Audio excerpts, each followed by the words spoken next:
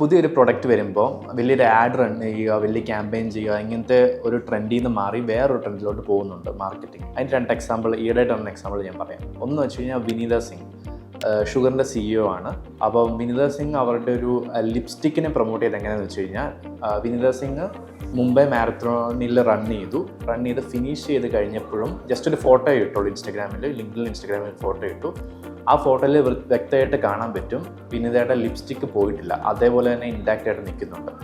ആ ഒരു ഫോട്ടോ, അതായത് ഷുഗറിൻ്റെ ലിപ്സ്റ്റിക്ക് ഇൻടാക്റ്റ് ആയിട്ട് നിൽക്കും, പെട്ടെന്ന് പോകത്തില്ല എന്നുള്ളതിൻ്റെ ഒരു ഏറ്റവും വലിയ പ്രൂഫായിട്ട് അത് റീച്ച് കിട്ടി ആ പ്രൊഡക്റ്റിന്. അപ്പോൾ ഇതൊരു PR സ്റ്റണ്ട് ആയിരിക്കാം, പക്ഷേ ഒരു ഇതിൻ്റെ അകത്ത് കോപ്പി റൈറ്റിംഗ് എന്ന എലമെൻറ്റ് വന്നിട്ടില്ല, ഒരു വീഡിയോ ക്യാമ്പയിൻ എന്നുള്ള എലമെൻറ്റ് വന്നിട്ടില്ല, അല്ലാതെ തന്നെ ഈ ഒരു പ്രൊഡക്റ്റിന് റീച്ച് കിട്ടി. അതേപോലത്തെ വേറെ ഇൻസ്റ്റൻസ് ആണ് ദീപിന്ദർ ഗോയൽ, അതായത് നമ്മുടെ സൊമാറ്റോയുടെ ഫൗണ്ടർ. അപ്പം സൊമാറ്റോയുടെ ഫൗണ്ടർ ഒരു ലോങ് പോഡ്കാസ്റ്റിൽ വന്നു. ആ പോഡ്കാസ്റ്റിൽ വന്നപ്പോൾ ജസ്റ്റ് ഒരു ചെറിയൊരു ഡിവൈസ് ഒരു ഇങ്ങനെ ഹെഡിൻ്റെ സൈഡിൽ വെച്ചിട്ടുണ്ടായിരുന്നു.